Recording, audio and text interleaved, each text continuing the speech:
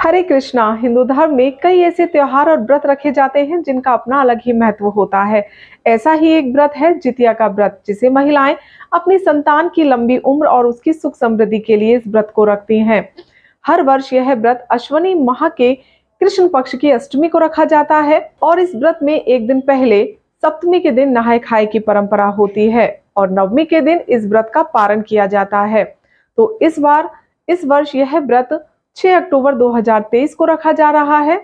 इसी दिन महालक्ष्मी व्रत भी समाप्त होंगे और 5 अक्टूबर दिन गुरुवार को नहाय खाए की परंपरा होगी और 6 अक्टूबर 2023 दिन शुक्रवार को निर्जला व्रत रखा जाएगा।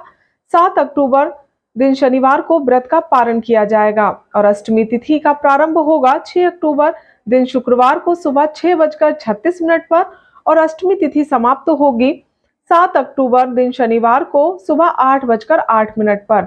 और जो व्रत का पारण का शुभ मुहूर्त रहेगा वो रहेगा 7 अक्टूबर 2023 दिन शनिवार को सुबह 8:09 से 10:25 तक। और कहा जाता है कि इस व्रत में मछली खाने की परंपरा है।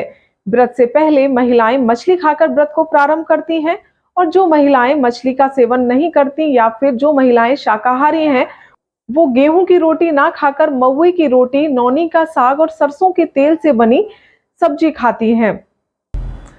इस व्रत से जुड़ी एक कथा भी प्रचलित है। कहा जाता है कि एक बार लोमड़ी और चील जंगल में जा रही थी और उन्होंने जितिया व्रत करती हुई महिलाओं को देखा, तो उन दोनों ने जितिया व्रत की पूजा और उसकी कथा सुनी, लेकिन लोमड़ी का ध्यान भटक गया। इसीलिए कहा जाता है कि चील के संतान को कोई हानि नहीं होती और लोमड़ी की संतान कभी बचती नहीं है। इसीलिए जितिया व्रत की पूजा में स्यार और चील की गोबर और मिट्टी से प्रतिमा बनाई जाती है और उसमें पूजा के दौरान सिंदूर और रोली लगाई जाती है।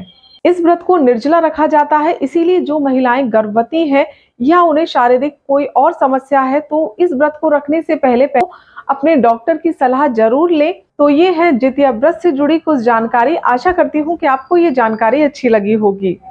राधे राधे।